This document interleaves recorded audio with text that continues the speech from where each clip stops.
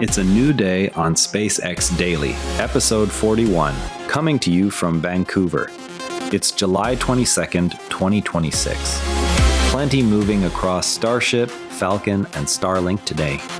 Northrop Grumman's MRV-1 servicer is now on orbit after its Falcon 9 ride, beginning the first on-orbit installation of propulsion pods that could extend the life of 3 aging commercial satellites. SpaceX has slipped Starship Flight 13 by 1 day, now targeting a July 23 liftoff from Starbase.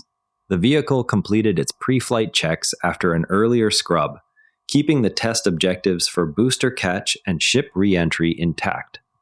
This continues the flight test campaign that last flew in June, with observers tracking whether the new date allows the full set of orbital refueling demonstrations to stay on the original timeline. The slip follows the pattern of prior test flights where last-minute data reviews have protected the core hardware objectives without altering the overall campaign arc. While Starship pushes the frontier of heavy lift reusability, today's Falcon 9 flight shows the same reuse logic already operating at scale on a different mission. A Falcon 9 lifted off from Space Launch Complex 40 at Cape Canaveral, carrying Northrop Grumman's MRV-1 robotic servicer. The previously flown booster performed a nominal ascent and returned for a landing at the designated Cape Zone. The mission will demonstrate installation of propulsion pods on 3 geostationary satellites to extend their operational life using robotic arms and a docking system developed under a DARPA program. The Falcon 9 placed the MRV-1 into a super-synchronous transfer orbit that will take it to geostationary altitude while minimizing the servicer's own propellant use. Ground teams confirmed initial acquisition of signal shortly after separation and are now performing early checkout of the robotic systems before the long transfer to GEO. This marks the first commercial attempt at on-orbit satellite life extension using external hardware, with data from the first 3 installations expected to inform whether the approach scales to additional operators. Photographers captured the Falcon 9 ascent and booster landing at Landing Zone 1.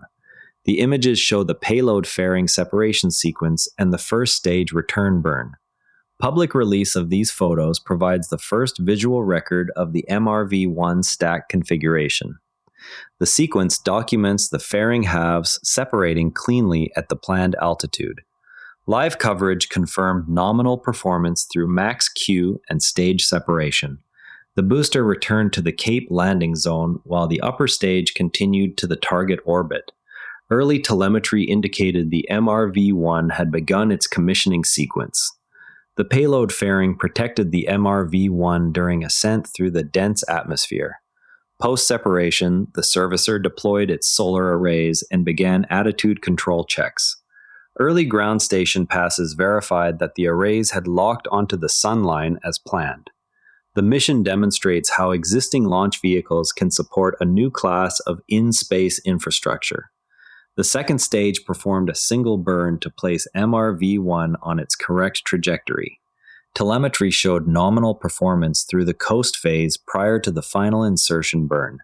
The same first principles logic that makes this servicing approach attractive is unpacked in today's engineering deep dive. Observers on X noted the clean separation of the MRV-1 from the Falcon 9 second stage and the prompt array deployment. Several accounts highlighted the mission's use of a previously flown booster as evidence of routine reuse operations, while independent trackers posted preliminary orbital elements showing the servicer on a standard geostationary transfer trajectory. One analyst pointed out that the DARPA heritage of the robotic system could accelerate future commercial servicing contracts if the first 3 pod installations succeed. From an engineering standpoint, the MRV-1 servicer introduces a new operational mode for geostationary satellites by shifting the mass budget away from propellant carried at launch.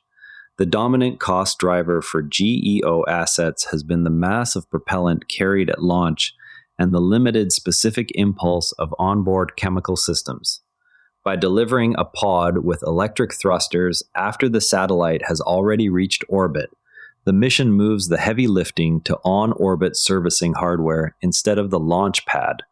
This reduces the idiot index of the overall system because the expensive launch mass is now spent only once on the core satellite, while the life extension hardware rides a separate, lower-cost trajectory. The robotic docking and attachment sequence must solve the same relative motion and contact dynamics problems that Starship will face during orbital refueling, yet at a smaller scale and with lower energy. Success here would demonstrate that the same first principles approach of moving heavy lifting to orbit can be applied to existing satellite fleets.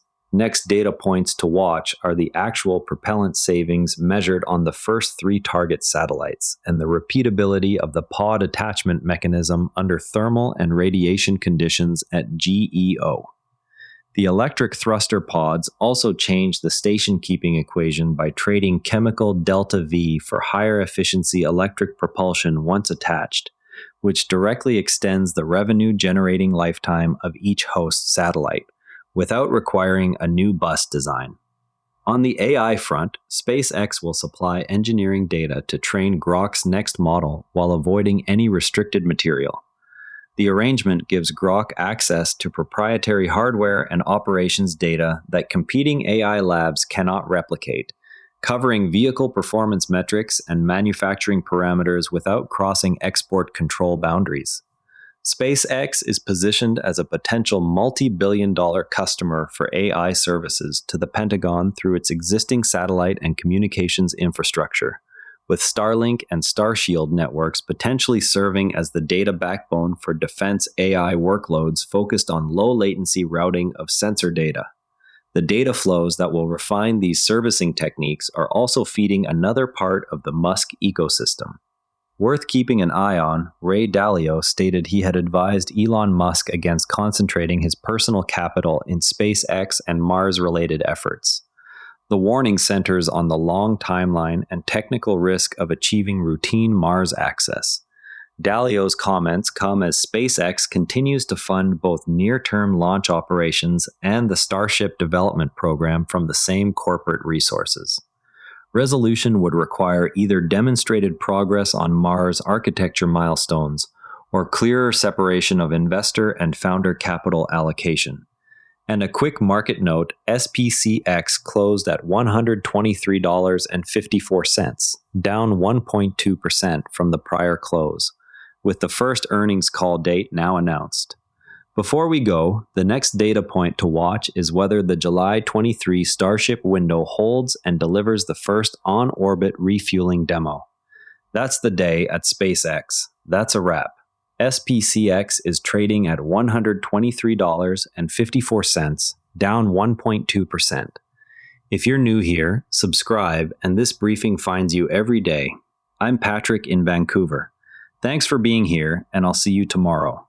And before you go, this show is part of the NERA Network, a family of daily podcasts on tech, science, and markets, each one a short, sharp briefing you can finish on the commute.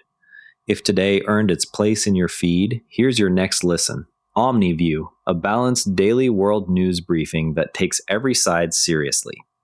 Find every show free at neranetwork.com. The age of AI puts real builders on the phone with an AI host. Apply at neranetwork.com/age-of-AI. Apply. This episode used AI voice synthesis of my voice. Editorial selection and analysis are my own.